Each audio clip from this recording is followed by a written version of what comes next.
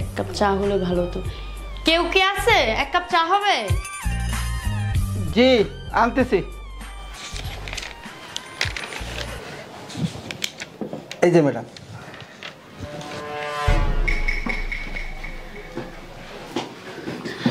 তুমি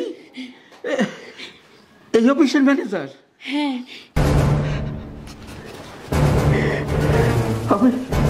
আমি অনেক খুশি হয়েছি।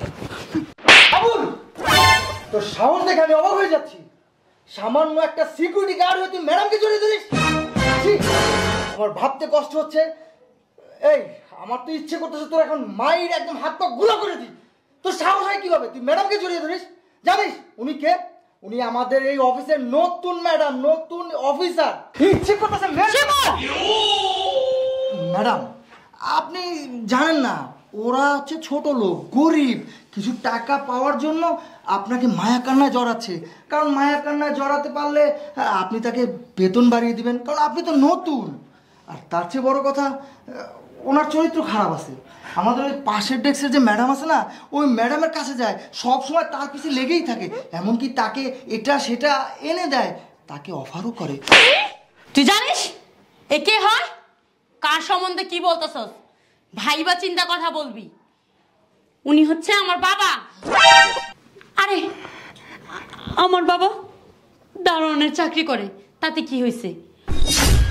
আমি অফিসার, তার জন্য কি আমার বাবাকে আমি সম্মান করব না? আমার বাবাকে আমাকে জড়ায় ধরতে পারে না?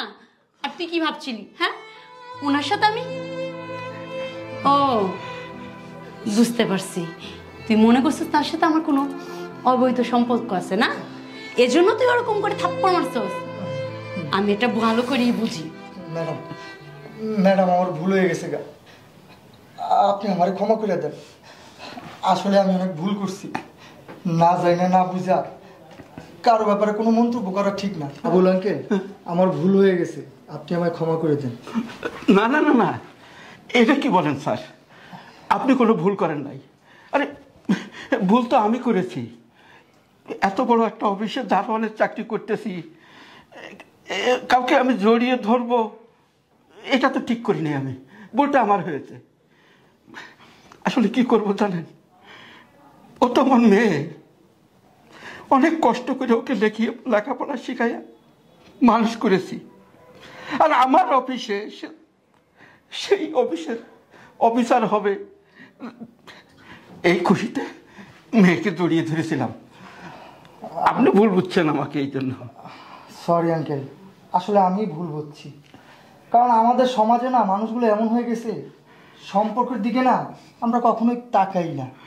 আমাদের মাইন্ডসেট আপনার এরকম হয়ে গেছে, কে বাবা, কে মেয়ে, কে ছোট বোন, বড় ভাই, আমরা এগুলো কিছুই চিন্তা করি না। হয়তো কাছে যে কথা বলে জড়িয়ে ধরলে না আমরা অন্যদিকে নিয়ে যাই। ম্যাডাম, ম্যাডাম আমায় ক্ষমা করে দিন। না না মা, ক্ষমা করে দিন, বুঝতে পারিনি। আঙ্কেল, তাহলে আপনি কথা বলেন, আমি নাস্তার ব্যবস্থা করছি। না না না বাবা, ঠিক আছে ঠিক আছে। মা, আমার মনে হয় কাজটা আমি ঠিক করিনি। না বাবা, কেন তুমি ঠিক করবে না?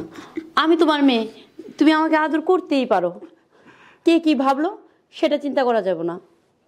আরে মা, আমি আজকে গর্ববোধ করছি যে এই ম্যানেজারের টেবিলে আমার মেয়ে এই অফিসের বড় ম্যানেজার হয়েছে। আমি মাঝে মাঝে স্বপ্ন দেখতাম যে এই টেবিলে আমার মেয়েকে আমি নিজে বসা দেখতে পারতাম, আমি সার করতাম আমার মেয়েকে। আজকে সেই আসলে আমার পূর্ণ হয়েছে। বাবা বাবা, তোমার জন্যই তো আমি আজকে অফিসে এসেছি। তোমার এই চেয়ার, তুমি আসো। না না মা।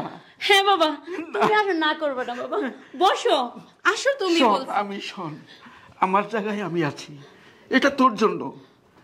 তোর শিক্ষিত করেছি তুই চেয়ারের জন্য মা। না, আমি বসতে পারবো না, বসতে পারবো না। এখানে এখানে তুই বসলেই মানাবে তোকে, দারোয়ানকে নয়। না বাবা, আমি দেখতে চাই তুমি এই চেয়ারে বসলে কেমন লাগে। একটু বসো, বসো।